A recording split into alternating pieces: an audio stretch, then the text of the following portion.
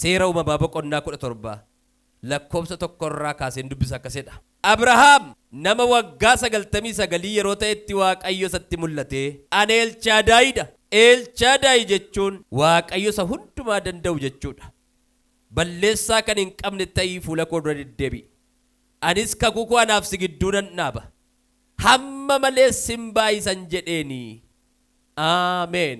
Macaafni qulqulluun gaafa dhaqnee dubbifnu wanti hundumtuu yeroo qabaayedha. Toora tooraan taa'ee jira. Wanti hundumtuu yeroo akka qabu. Egaa yeroo tokko tokko nuyi sardamne, ariifannee, jarjarree, amma ka'e amma kun maaf naaf hin ta'u jennee yeroo itti dhiphannu qabna. Garuu wanti nuyi itti dhiphannu baay'eensaa yeroo Waaqayyotti malee hin ta'u. Biyya lafaa kana keessa hanga jirrutti lafa guyyaa ofii keenya waa tokko dheebonnetti Waaqayyoon harkisuu hin dandeenyu. Garuu lafa yaada Waaqayyootti nutu harkifama. Lafa yeroo Waaqayyootti nutu dhaqa. Amma noo duufanii anoo badduu ba'ufanii yoo jenne waan barbaanne haasofne iyyuu yeroo Waaqayyoo ala wanti ta'u tokko iyyuu hin jiru. Gara kutaa kanaatti tun hin deemin dura seenaa Abrahaamin gabaabsee kaasa. Seenaa Abrahaamii fuula Waaqayyootti nama qajeelaadha. Nama Waaqayyoon sodaatudha. Nama Waaqayyoon dhaggeeffatudha. Rakkoo addaa hin qabu Abrahaam. Rakkoo kan biraa hin qabu. Rakkinni mana Abrahaam keessa jiru dhala hin qabu ture. Dhala. Yeroo inni haalonni abdii isa kutachiisanitti Waaqayyo dhaqeetu anatu gaachana keeti jedhaani. Tii fagaataa miti Waaqayyo. Abrahaam isinitti meera. Keezii kan biraa hin qabu. Soosheebiliitii, ikoonoomii waan akkas akkasiitii waliin qabatu rakkoonsaa. Rakkoonsaa tokkitti maayin? Dhala hin qabu. Dhukkubsataadhas hin jedhu. Hawaasummaa irratti rakkoo qabas hin jedhu. Daduu gartuu miti. Gabaabsee dubbaddeetti sa'aatiin keenya baay'ee deemaa jira. Hin kadhanna. Ilaa rakkoo biraa hin qabu Abrahaam. Garuu wanti Abrahaam rakkate waan tokkittiidha. Maal hin qabu? Dhala. Dhala kennuun immoo akkuma torbee har'aa dubbadhee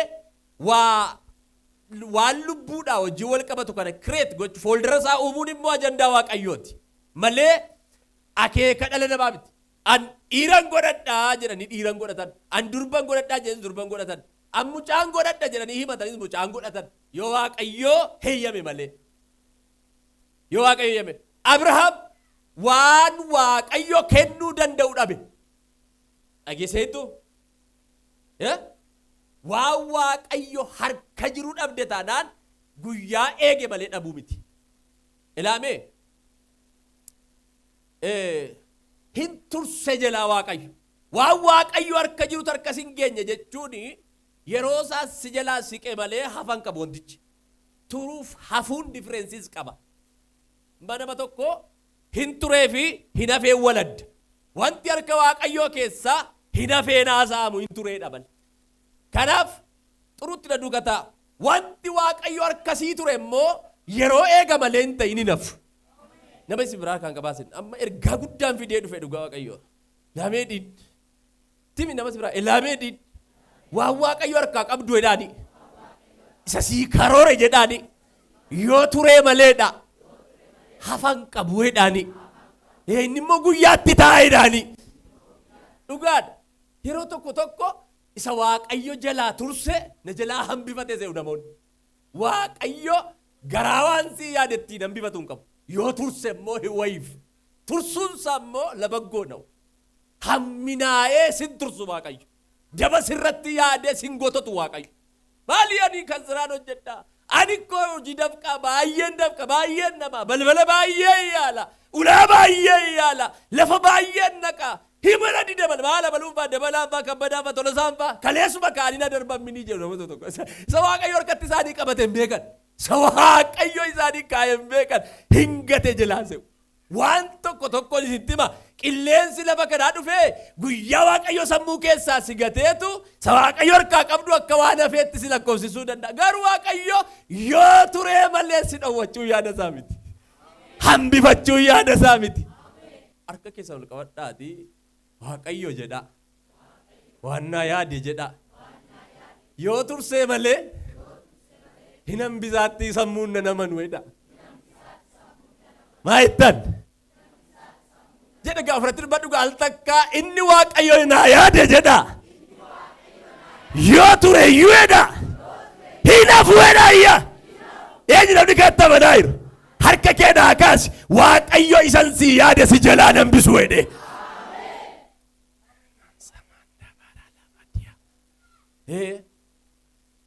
Abrahaam dhala kennuu kan danda'u Waaqayyo akka ta'e waan beekuuf Waaqayyo dhaqeetu Abrahaamin jajjabeessa. Aanatu gaachana keeti jedhaan. Akkas jechuun maayidhi na dayeeffattaa. Ana jala lixxee obsitaa. Maal? Turtii raawwii guyyaa yookiis yeroo Waaqayyo isaaf yaade sana bira ittiin ga'u akka mastaaggashaa wayitti dhaqee akka mida Abrahaamiin. Waaqayyo yoo si turseyyuu akkatti si oodee si tursa miti Waaqayyo. Si tuttuqaa si deemsisa. Lijee hooyedha. Si haasofsiisaa si tirachiisa malee si oodaa si tursu Waaqayyo. Si dudubbisaa si tursaan jedha. Merga keessa ol kaasame haalleluuyaa. Har'aa jalqabee sagaleen guyyaa Waaqayyootti si geessu si biraa hin hafine. Abrahaamitti fagoo hin turre Waaqayyo. Elaadhatu gaachana keeti. Elaa sodaan Abrahaam galaatu dhadhaaladhee sodaata. Isa biyya ormaadhaa dhufeen dhadhaaladhee sodaata. Aliyaazar samana jala taa'ee waa eeggatu kan dhadhaaladhee yaadda. Orman dhadhaaladhee sodaata. Garuu Waaqayyo natu si gaaddiddeessa natu gaachana sii ta'a waan ta'eef hin sodaatini isati jettu sanas si dhaala miti jedhee Waaqayyo. Uumama 15 dubbadhaa dubbifadhaa. Eenyu si dhaala miti. Isa galaa miti isa eessaa ba'u si dhaala jedhe. Jilbaaba akkas jechuun maal eegaa jira jechuudha. Yeroo Waaqayyoo eega. Faarfannaa durii tokkotu jira. Yeroo eega kakanaa ta'u. Ona jajee ani goseef miti ka'u.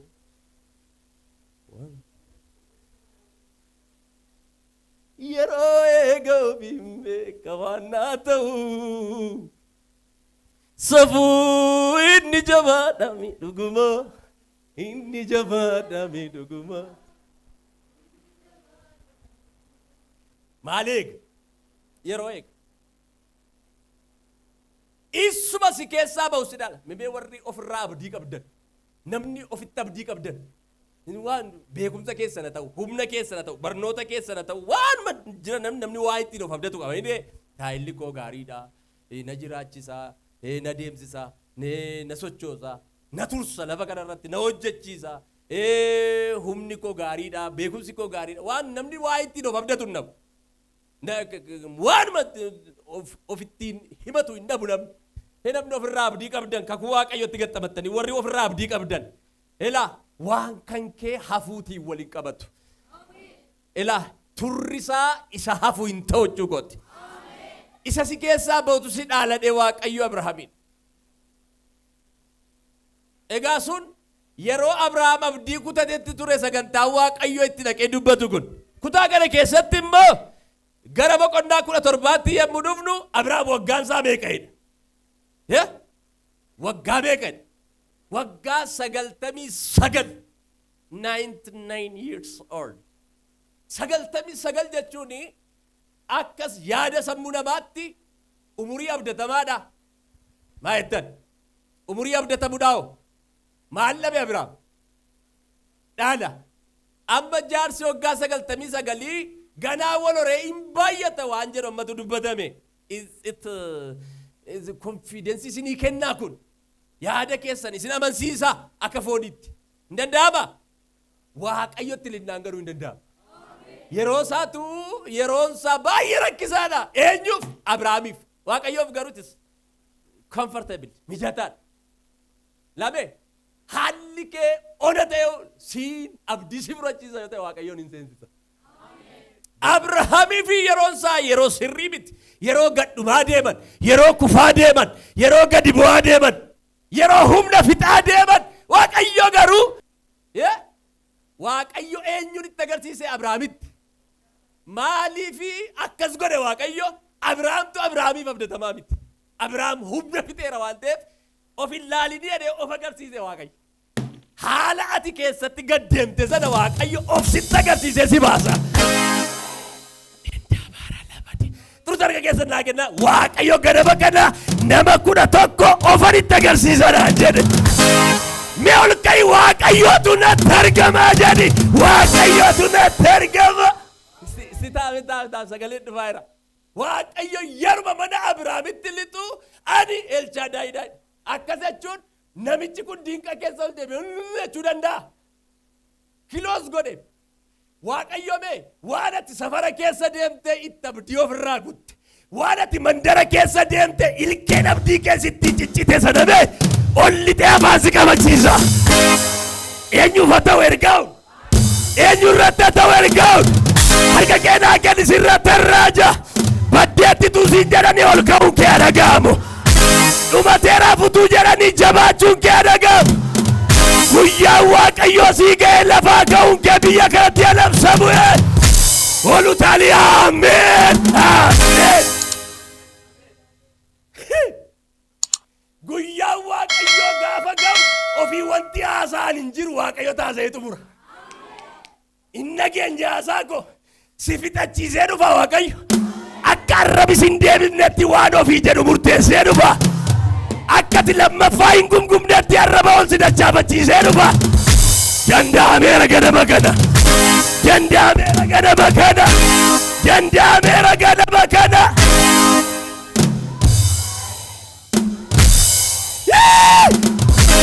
Namuma bifa hin qabne tokkotti ulfina guddaa deemaa dhufaa jira.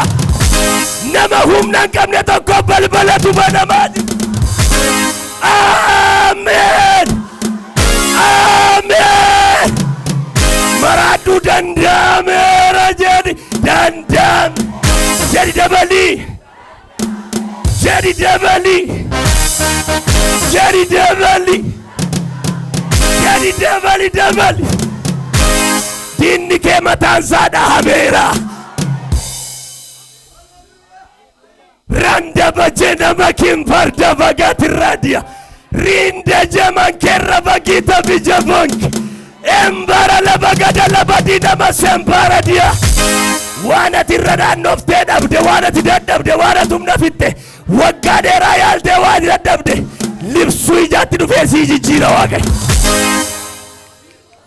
Anda bajitan korra diskatraba. Ragala batirra bajena makin parda bagat radia. Lame abia mana Waaqayyoot expire date wanti jedhamu tokko hin jiru. Yeroo tirra darbe ergaan jedhamu mana kanatti hojjetu. Guyyaa tirra darbe wanti jedhamu asitti hojjetu. Kellaa kaatee hin qaqqabama.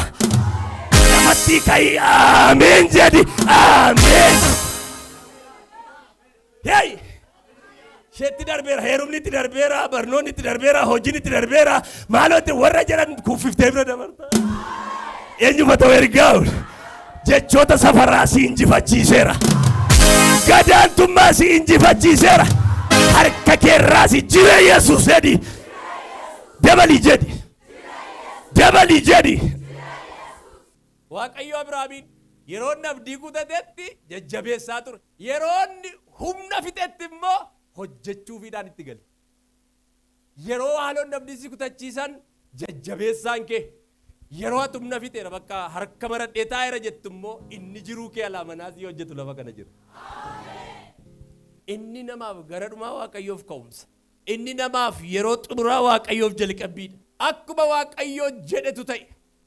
Achi siqtanii gaafa dubbiftan Waaqayyoo Saaraa yaadate kan jedhu dubbii Waaqayyoo kana keessa jira. Yaadatamuutu mana Abrahaamiif Saaraatti ta'e. Yaadatamuun sun dudduuba immoo kolfadhu dhufe. Anama ergaa koo isinitti mee darbuufidha. Hin yaadatamanii hin kolfan. Yeroo Waaqayyoo gaafa sii ga'u yaadatamuu sitti miila butata. Gammachuu walirraa hin cinnetu si yaaba. Namni guyyaa Waaqayyootti gatiitti isaa qabatee dhaabatu. Lolatti na quncee sammuun koo namni jedhu. Ariyatamatti na quncee sammuun koo namni jedhu. Yeroo Waaqayyootti utuu hin kiifamin hin hafu. Utuu hin furamin hin hafu. Hin kolfanii jedha. Saaraan hin kolfite keessumaa. Wanti Saaraa kolfisiise ishiin yeroo Waaqayyoo Abrahaamitti dubbatu kana sammuun ishee hin amanne ture. Dhugumayyuu nama amansiisu. Haaleessaa dhufeeti kun taa'etti jaartiin. Garuu balbala Waaqayyoo dandeettii isaan lixe maaltu onsee danda'a. Saaraaf mijataa hin turre accept hin goone amanteen fudhanne Saaraan.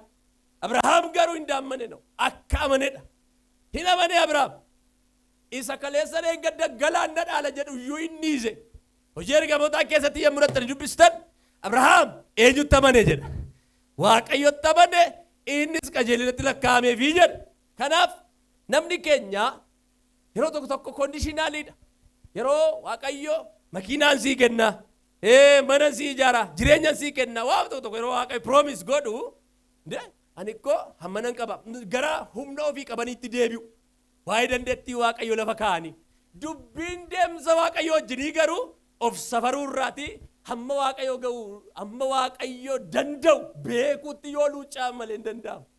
Sinii galaasaan koo. Hammi nuyi jireenya Waaqayyo wajjin jiraannu keessatti wanti tilmaamamu, wanti hubatamu, wanti ilaalamuu qabu inni guddaan maa inni hamma humna keenyaa oduu hin taane dandeettii Waaqayyootti luucca'uu qabna. Hamma Waaqayyo ga'u. Hamma Waaqayyo danda'utti of safarreeti maleessa harkisa hamma potenshiyaala jireenya keenyaatti of ilaalla yoo ta'e lafa yaada Waaqayyoo sanaa dhalli dhala keenyaa iyyuu dhaquuf sagantaa isaan qabdu. Garuu yoo hamma Waaqayyo ga'u mana keenya moosifne, dandeettii Waaqayyoon balbala keenya yoo moosifne, beekumsa Waaqayyoon mana keenya yoo moosifne, wanti nuyi cufnee galle martuu banamanii deebi'anii qabxii galataa ta'u.